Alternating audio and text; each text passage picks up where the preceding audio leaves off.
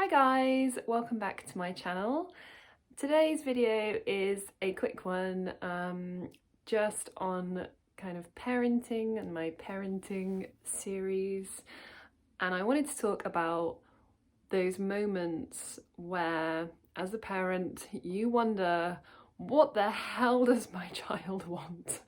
And we have all been there when you have a baby and the baby is crying and you have changed the nappy, you have burped the baby, you fed the baby, you've tried everything that you can think of for the baby, and the baby keeps crying, and that doesn't stop at a babyhood, because the older that children get, the need for you to provide something for them does not go away. It's just that the thing that they want changes and the way that they go about it changes. So in a weird way, I'm not really going to talk about what it is that children want, because generally I think we can find out what children want. You know, like I said, babies are hungry, they cry, we feed them. We know that that's what they want as a baby. As they get older, they can communicate very clearly what they want.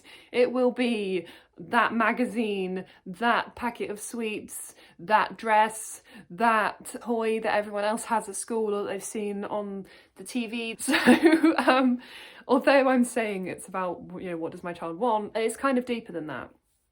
So one thing that I've uncovered in my research is the difference in knowing what a child needs and thinking about what they want. And this has been really, really helpful for me in terms of how I have approached parenting with my children, how I approach conflict, and how I manage parenting, I suppose. And it's been so transformative for me, just this one understanding, that I just thought that I would share it with you guys, and hopefully someone will find it helpful. So predominantly, there are two needs of children, of adults, of human beings in general. Those two needs are to be seen and to be heard. That's it. It's that simple. In terms of the psychological and emotional needs of children and human beings, that's it. Those two. So, I mean, yeah, you can switch off now if you want. But I thought I would explain it a bit more. A child needs validation for what they are doing, which involves being seen by their caregiver or their friends or their family members or people around them, and being heard. And that's kind of common courtesy, I think, across anybody in any situation. And we've all been in situations where you have something to say and nobody listens to you, and how difficult that can be, even as an adult, to process those situations where you feel completely and utterly invalidated, and also you can feel totally invisible. If a child is made to feel that way consistently, then that can have some quite damaging effects in terms of psychologically and for their development. Now, I'm not saying that you need to give in to everything that your child wants, and that actually hearing your child means giving in to all of their requests. That's not even remotely what I'm saying. What I'm saying is that you need to listen to them. So if they're making a request, you know, if you're in the middle of a conflict, if there's something going on, all you need to do is to make sure that your child knows that you can see them, you see what they're doing, you're with them, you are in the present moment, you're paying them attention, and you hear what they say. And it can be very difficult when emotions come into it, particularly in times of conflict. But one thing that I found really, really helpful is to begin a response to my child with, I am so interested in what you have to say, and I really want to know about that thing, but right now, and then you insert the reason why at this point in time that's not appropriate. So, for example, if a child really wants to have a snack and you've got dinner ready, now it can be very easy for mum, I'm hungry. Mum, I want a snack. Mum, can I have an apple? Mum, can I have this? Mum, can I have that? And you should just go, no, you're having dinner in a minute. It's a shutting down and closed response.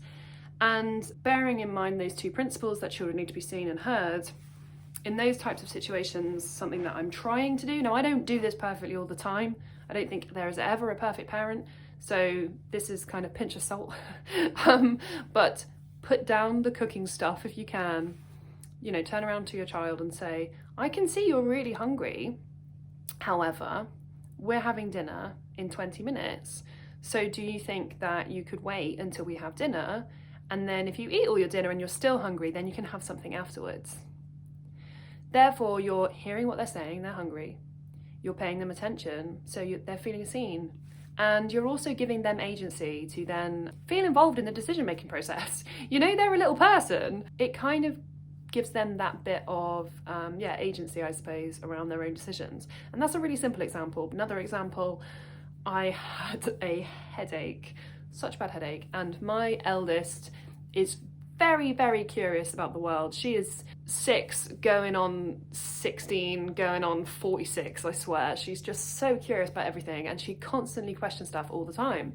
So in the car, she'll be asking about places that we're driving past, signs that she can see, other cars, other people, everything. And I had a really bad headache one day, and I just needed some quiet. And we have all been in that situation as parents where you just think, oh my God, can you please just for just a minute? I kind of was listening and I could feel myself becoming agitated because I had this headache. And I just said to my daughter, I am really, really interested in what you have to say and I would love to hear all about it. However, I have a bit of a headache.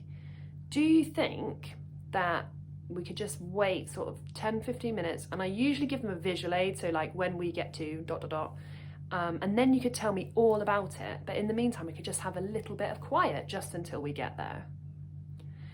And it's just a more open way of communicating that still bears in mind a child's need to be seen and to be heard, but also it's not self-sacrificing for the parent either, and it's not dismissive and closed. It's still an open way of communicating. And this is great that I'm talking about this now with sort of older children. I mean, you're not going to have a baby that's crying at you and you say to the baby, I understand that you're crying, however, I really need to do this. Like that's not how that works. You need to see your baby, engage with your baby. There is the kind of conversational exchange that you have with the baby in baby talk and all that kind of stuff that you need to have, but it can be really, really hard when they are just screaming constantly. But know that that's a phase and it will pass, and I'm sorry that this isn't that helpful for you guys, but I hope that this is somewhat helpful for people who have maybe slightly older children where you can communicate a bit more. And I suppose for me personally, I found that once I understood the fundamental needs of all human beings, it becomes much more respectful, I think. It becomes a respectful conversation between people rather than the kind of superiority of parent-child relationships. And I found that really helpful to kind of almost separate from the initial feelings or possible, you know, if you're a little bit stressed or if you're a bit upset or if you've got other things going on, or if your child is having a particularly difficult day, if you're having a bad day, you know, like everybody gets bad days. And I just found that knowing those two things made it much more simple for me in terms of a strategy for how I parent. And I hope that that is useful for some people, some of you, some people, someone out there. Hence me recording this and putting it out there and hope that it's useful for someone. But anyway, thank you guys for watching today. I hope you're having a great day wherever you are. If you like my video, please give it a thumbs up and subscribe to my channel, and I will catch you in the next one.